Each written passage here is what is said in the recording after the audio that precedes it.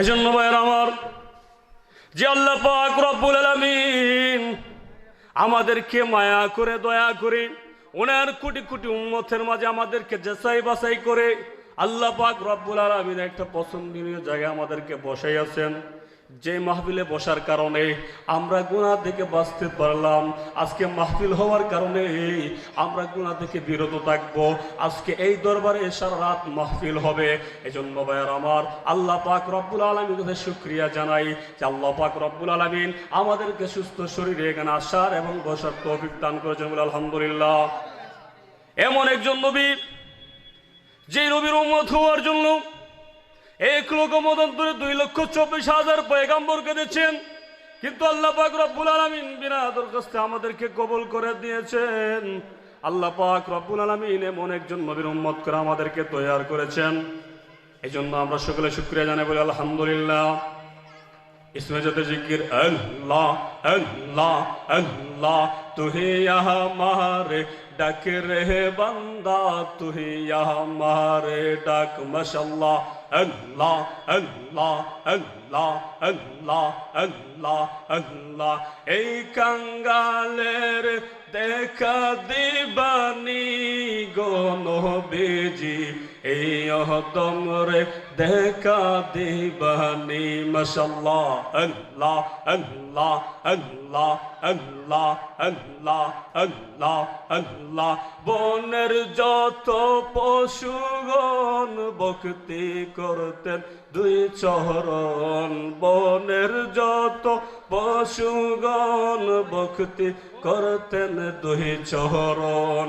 মেঘমালায় সাহায্য দিতেন নবীর গায়, ও নবীজি কোন সাধনে পাইব তোমায় মাশাআল্লাহ। আল্লাহ আল্লাহ আল্লাহ আল্লাহ আল্লাহ আল্লাহ আল্লাহ আল্লাহ আল্লাহ আখালিয়ার দেশে মা খাদিজার দেশে, আখালিয়ার দেশে মা খাদিজার দেশে বকরে চলান বহন জঙ্গলায়, ওহ নবীজি কোন সাধনায় পাইব তোমায় মাশাআল্লাহ। আল্লাহ আল্লাহ আল্লাহ আল্লাহ আল্লাহ আল্লাহ আল্লাহ মারহাবা। আল্লাহ আল্লাহ আল্লাহ আল্লাহ আল্লাহ আল্লাহ আল্লাহ আল্লাহ এই সমস্ত মুজিজা দেখা হযরত খাদিজা জীবন যৌবন সফিল আপনায় গো নবীজি, কোন সাধনায় পাইব তোমায় মাশাআল্লাহ। আল্লাহ আল্লাহ আল্লাহ আল্লাহ আল্লাহ আল্লাহ আল্লাহ আল্লাহ আল্লাহ আল্লাহ আল্লাহ তোমার লীলা খেলা কেউ বুঝে না, কাহুকে রাখো গাছতলাতে মাল, কাহুকে রাখো বালাখানায়। আল্লাহ আল্লাহ আল্লাহ আল্লাহ আল্লাহ আল্লাহ আল্লাহ লা ইলাহা ইল্লাল্লাহু মুহাম্মাদুর রাসূলুল্লাহ সাল্লাল্লাহু আলাইহি ওয়াসাল্লাম। আল্লাহ পাক রব্বুল আলামিন পবিত্র কালামুল্লাহ শরীফের মধ্যে ইরশাদ করেন যে তুমি তোমার মার সাথে উত্তম আচরণ করো, মধুর ব্যবহার করো, এবং ছোটবেলা যেমনিভাবে তোমার মা বাবা তোমার সাথে ইহসান করেছেন, দয়া করেছেন, তোমাদেরকে লালন পালন করেছেন, ঠিক তেমনিভাবে তুমি তোমার মা বাবার জন্য কি করো, এইভাবে দোয়া করতে থাকো। বলি আলহামদুলিল্লাহ। এই জন্য আমাদেরকে মা বাবার সেবা করতে হবে। মালিক ইবনে দিনার রহমাতুল্লাহ আলাইহি তিনি একবার হজ করলেন। হজ করার জন্য ওইখানে যখন চলে গেলেন, লাব্বাইক আল্লাহুম্মা রাব্বাইক ইন্নাল হামদা ওয়া নি'মাতাল মুলক লা শারীকা লাক লাব্বাইক বললেন। হজ করার পর ওইখান থেকে তিনি চলে আসলেন।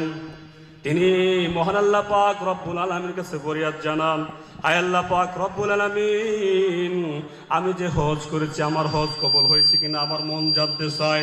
আয় আল্লাহ পাক রব্বুল আলামিন, এইবার যারা যারা হজ করেছে তাদের হজ কবুল হয়েছে কিনা আমি জানতে চাই। যখন মালিক ইবনে দিনার রাহমাতুল্লাহ আলাইহি রাত্রিবেলা ঘুমায় গেলেন, ঘুমানোর সময় যখন ঘুমায় গেলেন তখন আল্লাহ পাক রব্বুল আলামিন মালিক ইবনে দিনারকে স্বপ্নে দেখাইতেছেন, হে মালিক ইবনে দিনার, আমি আল্লাহ পাক রব্বুল আলামিন এইবার যারা হজ করেছে আমি সকলের হজ কবুল করেছি, কিন্তু একজন ব্যতীত। এই মালিক ইবনে দিনার যখন এই স্বপ্ন দেখলেন ওনার ঘুম ভেঙে গেল। ইনি আল্লাহ পাক রব্বুল আলামিনের কাছে ফরিয়াদ জানায়, আল্লাহ পাক রব্বুল আলামিন, সবার হজ কবুল হয়েছে, একজনের কবুল হয় নাই, উনি কে আমি নাকি? ওনার টেনশন শুরু হয়ে গেল, উনি চিন্তা শুরু করলেন। এইভাবে একদিন চলে গেল, একদিন যখন চলে গেল আবার দ্বিতীয় দিন উনি চিন্তা করলেন, আয় আল্লাহ পাক রব্বুল আলামিন, আমি তো জানতে পারলাম না, সবার তো হজ কবুল হয়ে গেল কিন্তু একটা ব্যক্তির হজ কবুল হয় নাই, ওই ব্যক্তিটাকে আমি জানতে চাই। আল্লাহ পাক রব্বুল আলামিন আবার স্বপ্নের মধ্যে মালিক ইবনে দিনারকে জানায় দিলেন, ও মালিক ইবনে দিনার, আমি যে ব্যক্তির হজ কবুল করে নাই ওই ব্যক্তির নাম হচ্ছে সমরকান্দি। বলে আল্লাহু আকবার। আমি সমরকান্দির হজ কবুল করি নাই, সমরকান্দির হজ আমি কবুল করি নাই। এই মালিক ইবনে দিনার সমরকান্দিকে তালাশ করতে করতে সমরকান্দির কাছে চলে গেলেন। সমরকান্দির কাছে গিয়ে খোঁজ করলেন। যখন বাজারে চলে গেলেন তখন লোকজনকে জিজ্ঞেস করছেন যে সমরকান্দিকে আমি যাইতে চাই। লোকজন বলেন উনি বড় আল্লাহওয়ালা মানুষ, উনি বড় পরহেজগার মানুষ, উনি একটি জঙ্গলে চলে গেছে, একটি গাছের নিচে উনি ইবাদত বন্দেগী করতেছেন, আপনি ওখানে চলে যান। মালিক ইবনে দিনার রাহমাতুল্লাহ আলাইহি সমরকান্দির খুঁজে চলে গেলেন। ওইখানে গিয়ে দেখতেছেন যে সমরকান্দি রাহমাতুল্লাহ আলাইহি গাছের নিচে খুব সুন্দর নামাজ আদায় করতেছেন। এই মালিক ইবনে দিনার তিনি বড় একজন আল্লাহর ওলি ছিলেন, বড় আল্লাহর একজন পয়গাম্বর ছিলেন। উনি ওইখানে দেখতেছেন যে উনি বড় সুন্দর করে নামাজ আদায় করতেছেন। ওনার নাম হচ্ছে সমরকান্দি রাহমাতুল্লাহ আলাইহি। উনি দূর থেকে খেয়াল করলেন যে লোকটার নামাজ বড় ভালো। নবী পাক সাল্লাল্লাহু আলাইহি ওয়াসাল্লাম জীবন নামাজের কথা বলেছেন, ওইভাবে ওই লোক নামাজ আদায় করতেছে।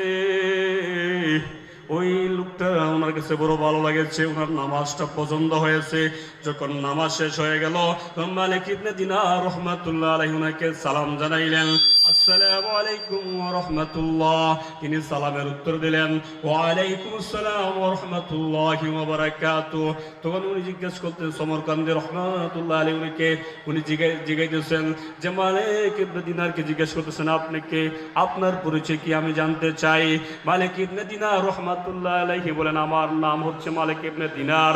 আমি গতকালকেও আমি স্বপ্নে আল্লাহ পাক রব্বুল আলামিনকে জিজ্ঞাসা করলাম, আল্লাহ পাক রব্বুল আলামিন এই বছর যারা হজ করেছে সকলের হজ কবুল হয়েছে কিনা।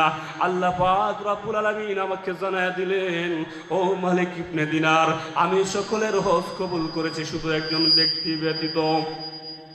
মালিক ইবনে দিনার যখন এই কথা বললেন, একজনকে ওই সমরকান্দি বলতেছেন, হে আল্লাহর ওলি, একজনকে আমি জানতে চাই। ওই মালিক ইবনে দিনার রাহমাতুল্লাহ আলাইহি বলেন, এই একজন হচ্ছে তুমি। মহান আল্লাহ পাক রব্বুল আলামিন জানায়া দিলেন যে তোমার হজ আল্লাহ পাক রব্বুল আলামিন কি করে নাই, কবুল করে নাই। সমরকান্দি বড় আকুল বেকুল হয়ে গেলেন, তিনি কান্নাকাটি করতেছেন, আয় আল্লাহ পাক রব্বুল আলামিন, একদিন নয় দুই দিন নয়, আমি 40 বছর যাবত পর্যন্ত আমি কি করতেছি, মাকাম ইব্রাহিমকে তওয়াফ করতেছি। আমি 40 বছর পর্যন্ত এখানে নামাজ আদায় করতেছি। আমি তোমাকে রব্বাইক আল্লাহুম্মা রব্বাইক ইন্নাল হামদা ওয়া নি'মাতাল মুলক লা শারীকা লাক রব্বাইক বলে তোমাকে ডাকতেছি। হে আল্লাহ পাক রব্বুল আলামিন, একদিন নয় দুই দিন নয় 40 বছর পর্যন্ত আমি ওইখানে কি করলাম, হজ করলাম। আল্লাহ পাক রব্বুল আলামিন তুমি আমার হজ কবুল করো নাই। এইভাবে হাউমাউ করে তিনি কান্না শুরু করে দিলেন। এবং মালিক ইবনে দিনার রাহমাতুল্লাহ আলাইহি ওনাকে জিজ্ঞাসা করলেন, হে ভাই সমরকান্দি, সবাই তো বলতেছে তুমি খুব ভালো লোক, তুমি আল্লাহওয়ালা মানুষ, তাহলে তোমার দোয়া কেন আল্লাহ পাক রব্বুল আলামিন কবুল করেন না, তোমার হজ কেন কবুল করেন না, আমি জানতে চাই। এই মালিক ইবনে দিনারকে যখন উনি প্রশ্ন করলেন এবং উনি লক্ষ্য করলেন যে মালিক ইবনে দিনার একটা হাত ছিল, এই হাতটা কাটা ছিল এবং হাতটা কি দিয়ে, কাগজ দিয়ে পেঁচানো, একটা কাগজ দিয়ে পেঁচানো। এবং মালিক ইবনে দিনার রহমাতুল্লাহ আলাইহি ওনাকে জিজ্ঞেস করলেন, ভাই সমরকন্দি তোমার হাত কেন পেঁচানো, তোমার হাতের মধ্যে কি আছে? মালিক ইবনে দিনারের প্রশ্নে সমরকন্দি বলতেছে, হে আল্লাহর ওলি, আপনি জানতে চান না, আপনি জানতে চান না, এটা বড় এক করুণ ইতিহাস। আল্লাহর ওলি বলেন, হে আমাকে বলো, আমি জানতে চাই। ওই মালিক ইবনে দিনার যখন চাপাচাপি করলেন তখন সমরকন্দি বলতেছে, এই যে আমার হাত পেঁচানো, এই হাতটা একটা করুণ ইতিহাস আছে। আমি বড় বোকাটে ছিলাম, আমি জোয়া করছিলাম, আমি মদ করছিলাম। আমি একদিন যখন রাত্রি বেলায় করে গেলাম, ঘুরে যাওয়ার পরে আমি আমার মার সাথে সাক্ষাৎ হয়, মার সাথে সাক্ষাৎ হওয়ার পরে মার সাথে আমার কথা কাটাকাটি হয়। আমি তখন মদ খেয়ে বেবুর ছিলাম, মদ খেয়ে আমার অবস্থা বেহাল অবস্থা, আমার হুঁশ জ্ঞান ছিল না। মার সাথে কথা কাটাকাটি হয়, এক পর্যায়ে মার সাথে কথা কাটাকাটি হওয়ার পরে আমার মা বলতেছে, এই সন্তান, আজকে হচ্ছে রজবের 30 তারিখ, এরপরে হচ্ছে রমজান মাস, আমি তোমাকে পেটের মধ্যে ধারণ করলাম, অথচ সবাই রোজা নিয়ে ব্যস্ত, সবাই রোজা রাখবে, রোজার প্রস্তুতি নিতেছে, আর তুই আমার এমন বকাটের সন্তান, তুমি মদ খেয়ে চলে এসেছ। তোমার মত কুলাঙ্কার সন্তান আমি জন্ম দিয়েছি, এই জন্য আমার বড় কষ্ট হয়, বড় আফসোস হয়। একথা শুনে আমার বড় রাগ হয়ে গেল, প্রচন্ড শরীরে রাগ চলে আসলো। সমরকন্দি বলতেছে, এই রাগ আমাকে ধ্বংস করে ফেলেছে। এই জন্য ভাইয়ারা আমার, আমাদের কি রাগ করা যাবে কিনা? রাগ করা যাবে না। রাগ করলে মানুষদেরকে ধ্বংস করে দেয়। এই রাগ মানুষদের কেমন পর্যায়ে নিয়ে যায়, জাহান্নামে নিয়ে যায়। ওই আমার শরীরে রাগ চলে আসলো, আমি যুবক অবস্থায় আমি সহ্য করতে পারলাম না, আমার রাগ অবস্থায় চলে আসলো।